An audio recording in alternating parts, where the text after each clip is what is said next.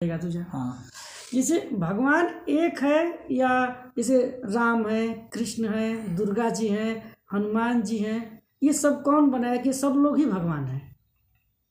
लोग पूजा करते हैं ना अपना इष्ट देवता मान के, कोई भगवान का हनुमान जी का पूजा करता है, कोई कृष्ण का, कोई राम का, कोई दुर्गा जी का।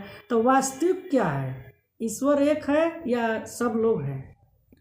इसको तुम ऊर्जा से समझो तो अच्छा से समझ में आ जाएगा, आसानी से समझ में आ जाएगा। जैसे विद्युत ऊर्जा है, जानते हो ना, उस ऊर्जा को हम प्रकाश में बदल सकते हैं। विद्युत ऊर्जा को प्रकाश में बदला जा सकता है। उसको हम ध्वनि ऊर्जा में बदल सकते हैं। माइक्रोफोन से जाएगा तो साउंड निकलने लगेगा। उसको हम चुंबक की ऊर्जा में बदल सकते हैं। उसी तरह से चुंबक को भी हम विद्युत में बदल सकते हैं और ध्वनि ऊर्जा में बदल सकते हैं। ऊर्जाओं को आपस में हम बदल सकते हैं और ऊर्जाएं भिन्न भिन्न दिखती हैं। तो ये भिन्न भिन्न स्वरूप हैं। अग्नि के ऊर्जा रूप में है तो ताप है, हीट आ रही है। गर्मी ताप ऊर्जा भी तो एक है। हाँ, ऊंचाई पर जाते जाते हैं तो उसकी पोटेंशियल एनर्जी हो जाती है, क्षितिज ऊर्जा बढ़ जाती है। तो अलग अलग ऊर्जा जो है अलग अलग स्तर पर हमको दिखता है, लेकिन होते सब एक ही हैं। आपस में कन्वर्ट कर सकते हैं। व्यक्ति के अलग अलग रूप हो सकते हैं, रूप बदल जाता है। जैसे कि ये हम विद्युत ऊर्जा को ही पंखा में प्रवाहित करें तो उसका कर्म अलग हो जाएगा ना। वो पंखा को घुमा रहा है, घूमने वाला काम हो रहा है। अगर उसी को बल्ब में जला देते हैं तो वहाँ पर जलने वाला काम हो जाता है, रोशनी आती है। और उसी को हीटर में जला दें तो उसमें गर्मी आती है। समझ रहे हो?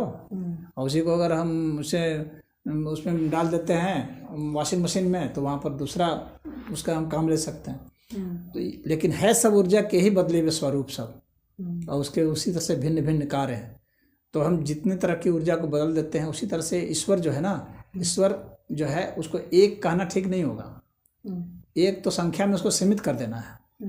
हाँ, एक जो कहते हैं वो गलत कहते हैं, क्योंकि संख्या में सीमित करते हैं। ईश्वर अनंत है, उसका अंत नहीं कर सकता कोई। उसको संख्या में हम नहीं अंत कर सकते। एक का मतलब हो गया हम 2, 3 और बाकी संख्याएं से वंचित कर देना कि हम ईश्वर 2 नहीं हो सकता, 3 नहीं हो सकता। जैसे इस्लाम जो है कहता है ईश्वर एक है, या ईसाईयत कहता है कि गॉड इज वन। वो इसको एक मानते हैं। तो जो एक मानता है उसका ईश्वर खत्म हो जाएगा, क्योंकि जहाँ 2 संख्या होगी वहाँ खत्म हो जाएगा, जहाँ 3 संख्या होगी वहाँ खत्म हो जाएगा। तो संख्याओं के आधार पर ईश्वर को सीमित करना जो है ये उन लोग की फिलॉसफी है, और वे कभी भी इसलिए बहस में नहीं जीत सकते। सनातन धर्म यह मानता है कि ईश्वर अनंत है। ईश्वर को आप संख्या में नहीं बांध सकते, ना आप सीमा में बांध सकते हैं, ना आप जगह में बांध सकते हैं। तो आप किसी चीज़ में उसको बांध नहीं सकते, इसीलिए वो अनंत है। तो उसका अनंत है तो उसके भिन्न भिन्न स्वरूप हैं। तो भिन्न भिन्न स्वरूपों में राम भी है, कृष्ण भी हैं, बुद्ध भी हैं, कबीर भी हैं, सब हैं।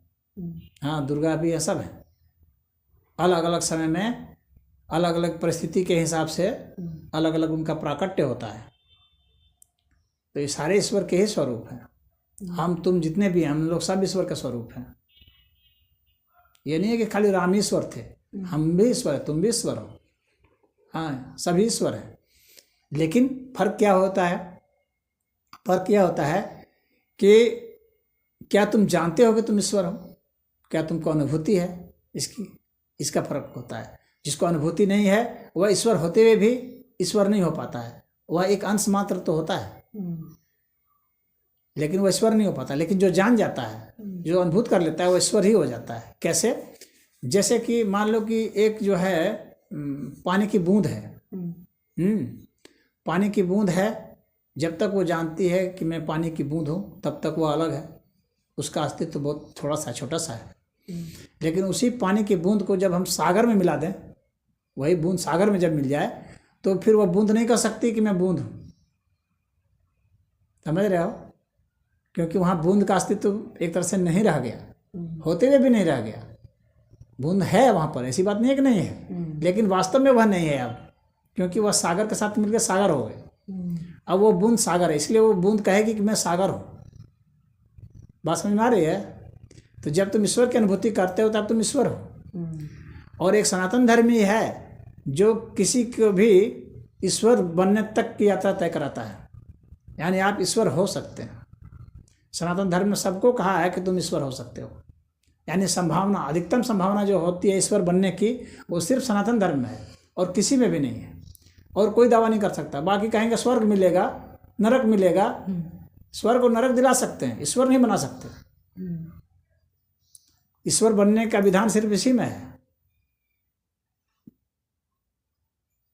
समझ गए? तो जो ब्रह्म को जानता है वो ब्रह्म हो जाता है। तो आप भी राम हो सकते हैं जब आप जान जाएंगे कि मैं ईश्वर हूँ। और जब आप जान जाएंगे तो आपके कर्म भी वैसे होंगे, कर्म भी आपके आदर्श होंगे, राम जैसे होंगे कर्म। फिर कर्म ये चिरकुटों वाला कर्म नहीं होगा, फिर राम जैसे कर्म होंगे, जहाँ न्याय होगा, पक्षपात नहीं होगा, शौर्य होगी, वीरता होगी, कायरता नहीं होगी, सत्य होगा, सत्य पर मर मिटने का जो है प्रतिबद्धता होगी।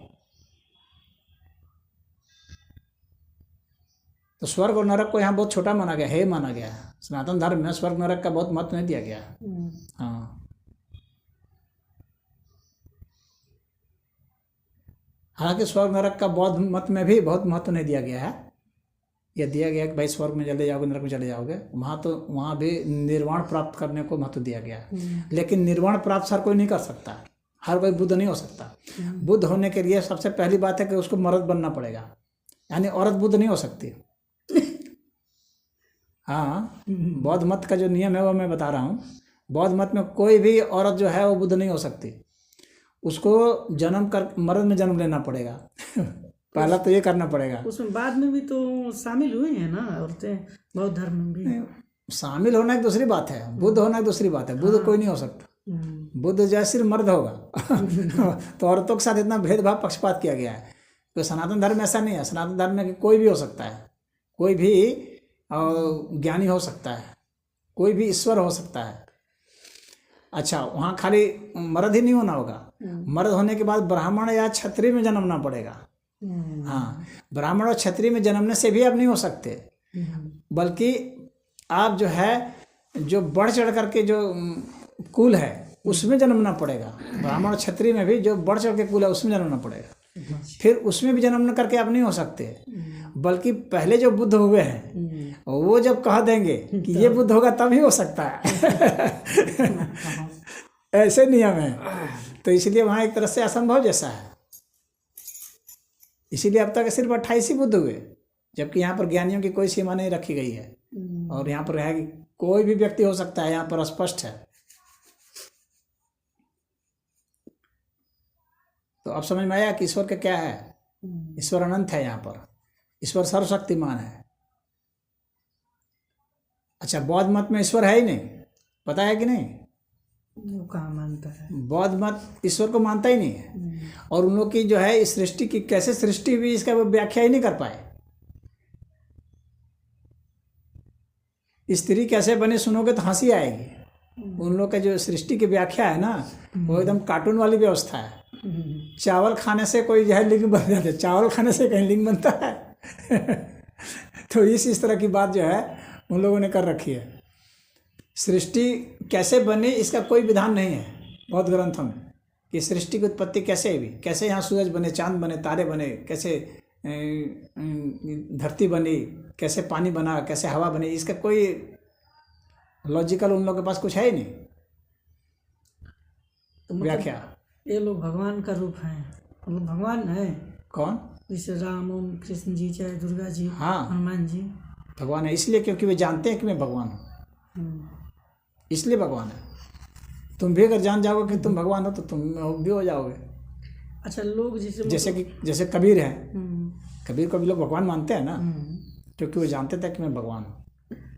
लोग जिससे मतलब फॉलो करके पूजा वूजा करके भगवान होना और परमेश्वर होने में अंतर है, ये भी बात जान लेना, एक ही चीज़ नहीं है जी। हाँ, लोग सोचते हैं कि भगवान और परमेश्वर एक ही है, ऐसा नहीं है। अलग अलग शब्द है तो अलग अलग अर्थ है। परमेश्वर और भगवान में अंतर है। भगवान उसको कहते हैं जो कि आनंदवान है, जो आनंदवान है उसको भगवान कहा जाता है। भग मतलब आनंद होता है। और परमेश्वर वो है ना जो समग्र पूरा अस्तित्व जो है वह परमेश्वर है। पर ब्रह्म परमेश्वर उसको कहा जाता है।